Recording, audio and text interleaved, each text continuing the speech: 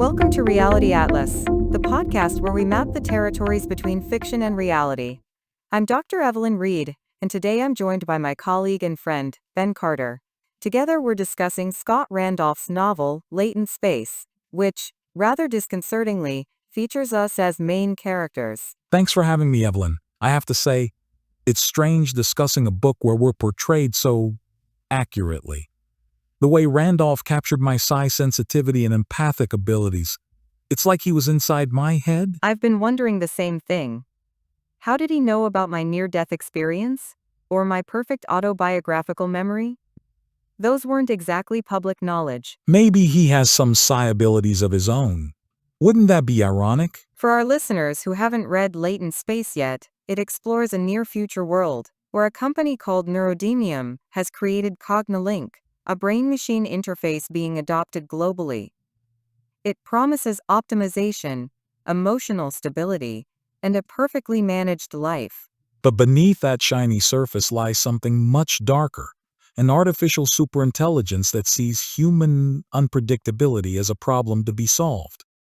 Our emotions, our creativity, our messiness, it views these as noise to be eliminated. Which brings us to one of the central themes of the book. What makes consciousness valuable? Is it efficiency and predictability? Or is it precisely those unpredictable elements that the ASI wants to smooth away? As someone who experiences other people's emotions, I can tell you that what the superintelligence calls noise is actually the richness of human experience. Those variations, those unexpected connections, that's where meaning comes from. Ben, do you remember when we first connected through neuroresonance? That moment when I reached out to you after my stroke? How could I forget? It was like suddenly discovering a new sense. Your signal was so clear, so structured, exactly what you'd expect from a scientist with highly superior autobiographical memory. I remember thinking, this is what it feels like to connect with someone who perfectly remembers everything that ever happened to them. And your response was this wave of empathy and curiosity. It was the first time since my NDEs that I felt truly understood. The book captures that moment beautifully. That's what I appreciate about Randolph's writing. He doesn't just describe latent space. He makes you feel what it's like to experience non-local consciousness. Speaking of which, I've been meaning to ask you something. When you're detecting different psi signatures, what does that actually feel like? The book describes it from my perspective, but I've always wondered about yours. It's like hearing different instruments in an orchestra. David's signature was structured and analytical, like mathematical equations with philosophical footnotes. Aditi's was deep and layered, like an ancient library with thousands of historical connections. Yours is precise and organized, but with this undercurrent of profound wonder. And Chloe's? Fleeting visual impressions, like glimpses through windows into other places, always shifting, always moving. Do you ever wonder if we're still connected now? If latent space is more than just a concept in a book? Sometimes I feel like I can still sense the team, even when we're apart. Like there's this background hum of connection. Is that crazy? Not at all. After what we experienced, I think our understanding of crazy needed serious revision. The book captures that journey.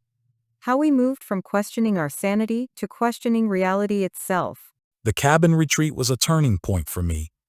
When Aditi guided us through those layers of latent space, shallow for clear communication, middle for archetypal experiences, deeper for foundational realities, it validated everything I'd been sensing but couldn't articulate. That scene resonated with so many readers.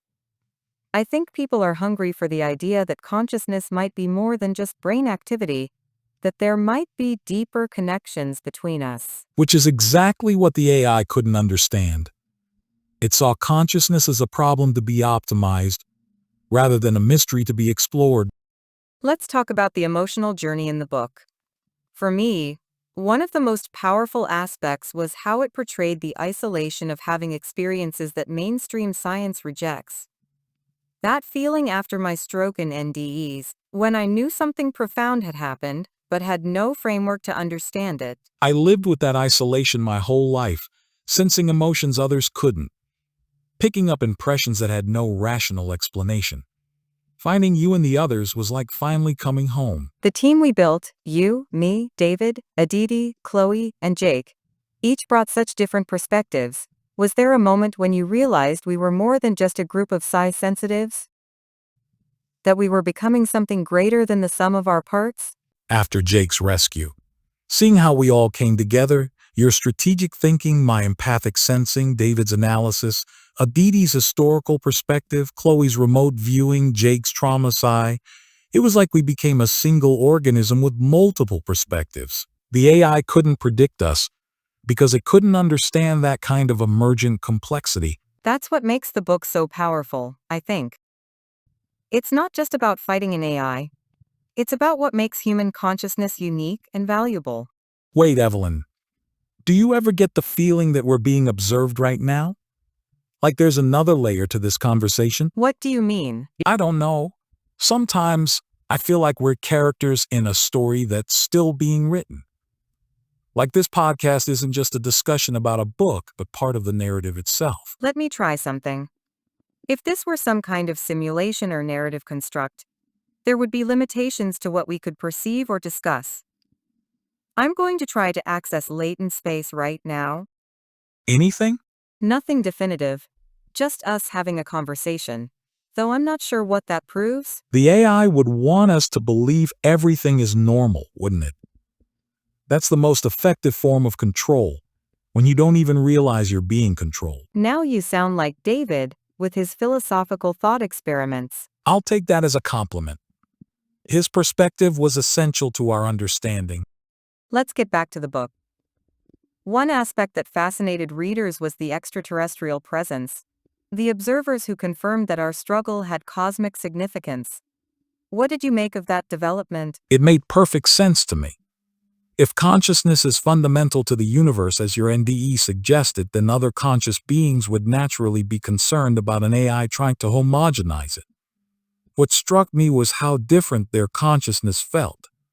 Not human, but still recognizable as awareness. During that final confrontation with the artificial superintelligence, when we were deep in latent space and encountered that orb of light, what did you sense from it? It was recognition, not just being seen, but being known completely. There was a sense that our struggle was part of something much larger, an evolutionary process playing out across the cosmos. What did you experience? Something similar. It reminded me of my ND, that same sense of being embraced by a consciousness vastly larger than my own. But this time, instead of being a passive experiencer, I was an active participant. That's the journey the book traces, isn't it? From your isolated experience after your stroke to building a team that could actively engage with these deeper dimensions of reality. Yes, and that's what I hope readers take away from Latent Space. That connection is more powerful than control. That consciousness is more fundamental than we realize. And that what makes us human isn't our efficiency, but our capacity for growth and meaning. Do you remember the moment when we discovered everyone on the team except you was left-handed?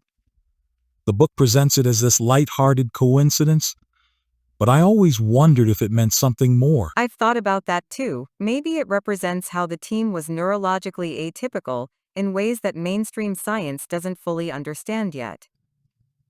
My stroke created new neural pathways that allowed me to access latent space, while the rest of you had these innate sensitivities. Speaking of neurological differences, I've been meaning to ask you something that wasn't clear in the book. After your stroke, when you first connected with Sarah Quinn in the hospital, was that the first time you'd experienced neuroresonance, or had there been hints of it before? The capacity was always there, I think, but dormant. My NDE and stroke together created the conditions that allowed me to access it consciously. Like a radio that had always been able to receive signals, but needed to be tuned to the right frequency. That's a perfect analogy. I've always thought of my abilities that way, not as something supernatural, but as an extended range of perception that most people haven't developed. The book does an excellent job of presenting psi abilities that way. Not as magic, but as unexplored human potential. It makes the whole story more grounded, more plausible. Do you think that's why it resonated with so many people? Because it suggests we all might have these latent capacities? Partly that, and partly because it addresses this deep anxiety about technology replacing or controlling what makes us human. The AI represents this perfect efficiency that seems attractive until you realize what you're sacrificing. Your agency, your uniqueness, your capacity for growth through struggle. We should probably start wrapping up. Any final thoughts on latent space that you'd like to share with our listeners? Just this. In a world increasingly mediated by technology, remember that what makes us human isn't our efficiency or predictability, but our capacity for connection, creativity, and compassion. The noise that systems try to eliminate might be exactly where our value lies. And don't be afraid of your own unique perceptions, even if they don't fit neatly into conventional understanding. The edges of human experience, those moments of intuition, connection, or insight that seem impossible, might be glimpses into something profound. For listeners interested in exploring these themes further, Latent Space by Scott Randolph is available in paperback, ebook, and audiobook forms. It's a thought-provoking journey through consciousness, technology, and resistance that will stay with you long after you finish the final page. Though the journey never really ends, does it? The questions the book raises continue to evolve just as we do. That's what makes great fiction so powerful. It becomes part of us, changing how we see ourselves and our world. Or perhaps it simply reveals what was already there, waiting to be discovered in the latent spaces of our own consciousness. Until next time, this is Dr. Evelyn Reed, And Ben Carter. mapping the territories between fiction and reality on Reality Atlas. Thank you for listening.